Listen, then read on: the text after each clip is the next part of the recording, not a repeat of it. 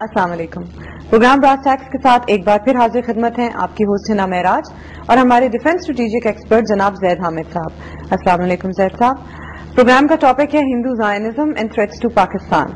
आज इसी प्रोग्राम का छठा हिस्सा पेश करने जा रहे हैं। पिछले प्रोग्राम को हमने कंक्लूड किया था डिस्कस करते हुए द ईयर 1980। इनफैक्ट हमने उस पूरे एरा को डिस्कस किया था, 80s को। आज इसी से आगे की बात करेंगे। जैद साहब, मैं चाहती हूँ कि आप एनालिसिस स्टार्ट करें अपना फॉर्मली और थोड़ा सा पिछला समराइज करते हैं। देखिए हिना, हमने पिछले प्रोग्राम में प्राइमरीली 1980s का एरा डिस्कस किया था।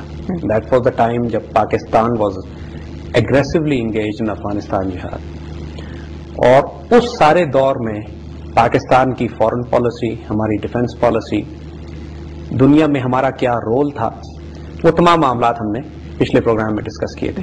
आज उसी से हमें आगे कंटिन्यू करना है, लेकिन इससे पहले कुछ बातें हम करना चाहेंगे। देखिए, हमारे यहां बड़ी दिक्कत यह होती है कि सियासत में इख्तलाफात की वजह से लोग किसी भी लीडर की अच्छाइयां दरगुजर और इग्नोर कर देते हैं और उसकी बुराइयों को ज्यादा उभारा और उछाला जाता है।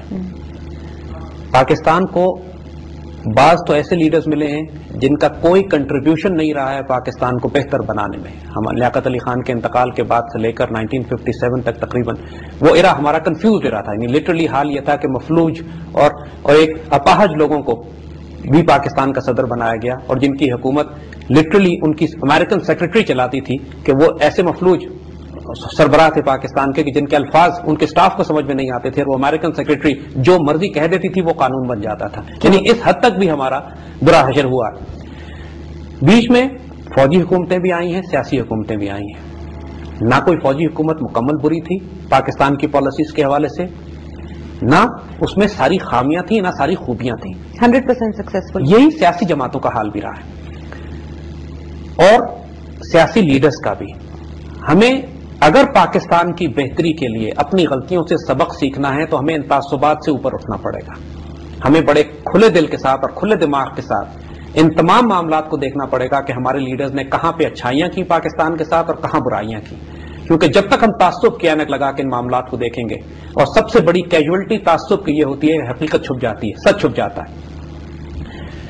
1965 से लेकर 1971 के एनवायरमेंट तक वो अयूब खान का दौर था, उसके बाद याहिया खान का दौर आया, लेकिन जुल्फिकार अली भुट्टो का बड़ा किरदार था, उसमें बड़ा रोल था उनका, ताशकंद डिक्लेरेशन से लेकर 71 के फॉल तक। और उनका वो किरदार उस दौर में पाकिस्तान के लिए खासा तशवीशनाक था। यानी उसमें खासी बातें ऐसी थी कि जो सख्त काबिल एतराज थी, और उस पर खासी आर्गूमेंट्स, खासी बहस, खासी डिबेट्स लोगों ने की, और लोगों की उस पर बड़ी सख्त राय भी है बहुत सारी चीजों पे। हमने अपने जो पिछले प्रोग्रामों में बहुत सारी बातें की हैं, उसमें जुल्फिकार अली भुट्टो का बड़ा रोल रहा है। मगर हम ये भी क्रेडिट देना चाहते हैं जुल्फिकार अली भुट्टो को कि आज जो पाकिस्तान का दिफा है, आज जो पाकिस्तान की फॉरेन पॉलिसी है, जो 80s की दिहाई में पाकिस्तान ने स्ट्रेंथ हासिल की, जो मजबूती हासिल की, उसमें बहुत बड़ा और गहरा ताल्लुक जुल्फिकार अली भुट्टो की एग्रेसिव पॉलिसीज का भी। Nuclear program for one. Zulfikar Ali Bhutto ने पाकिस्तान के बाद मल्टीपल काम किए, गोके उससे पहले जैसे हमने अर्ज किया कि 65 से 71 के दौरान उनका किरदार मशकूक था। उनकी वजह से खासा नुकसान हुआ, क्योंकि वो उन सियासी जमातों में शामिल थे जिन्होंने अयूब की मुखालफत में मुजीब का साथ दिया। लेकिन 71 के बाद उनका किरदार बदल गया।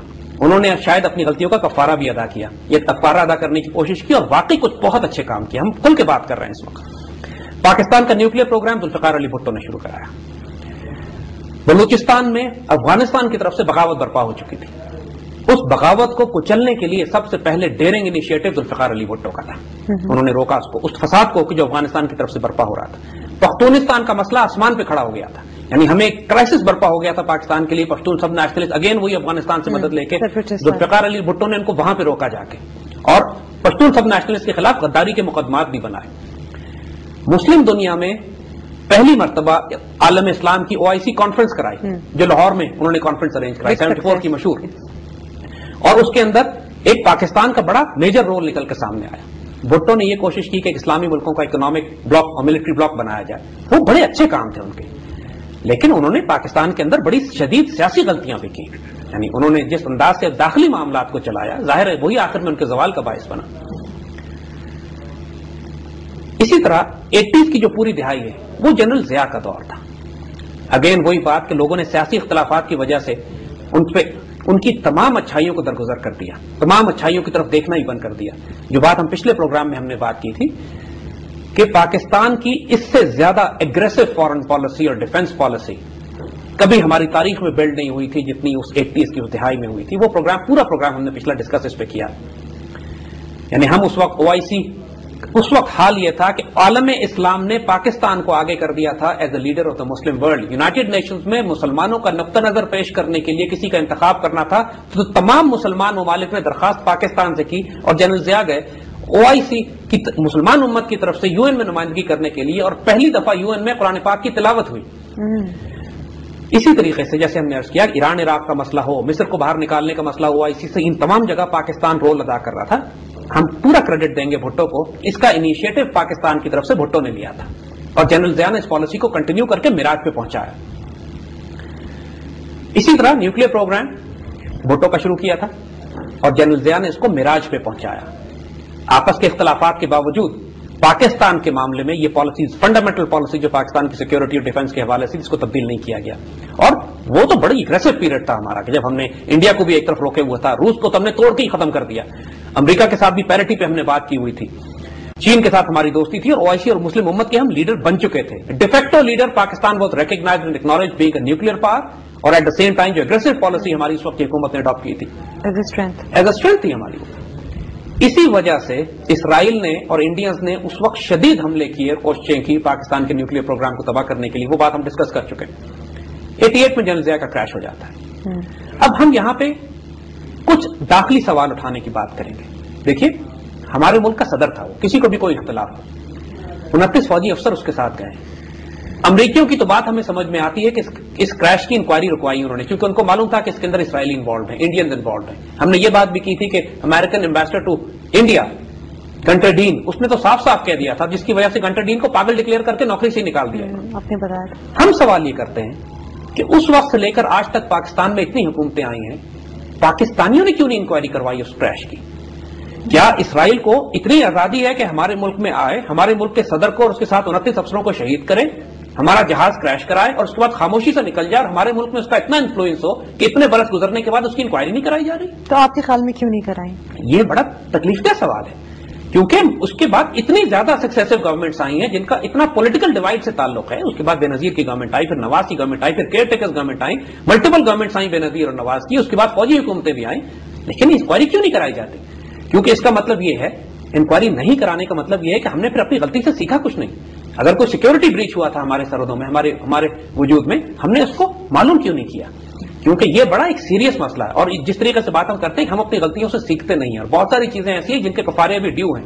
وی نیڈ ٹو فائنڈ آؤٹ کہ جنرل ضیاء کو کس نے کریش کیا تھا، کون ریسپانسبل تھا، اور یہ بات اگر ڈکلیئر ہو جاتی ہے کہ اسرائیل انوالو تھا اس کے اندر تو اسرائیل کے خلاف ایک ڈکلیئرڈ فورن پالیسی ہونی چاہیے کہ ہم بھی اسرائیل پہ اسی طرح اب اسرائیل کو ایک ڈکلیئرڈ دشمن کے طور پر ہمیں شامل کر لینا چاہیے.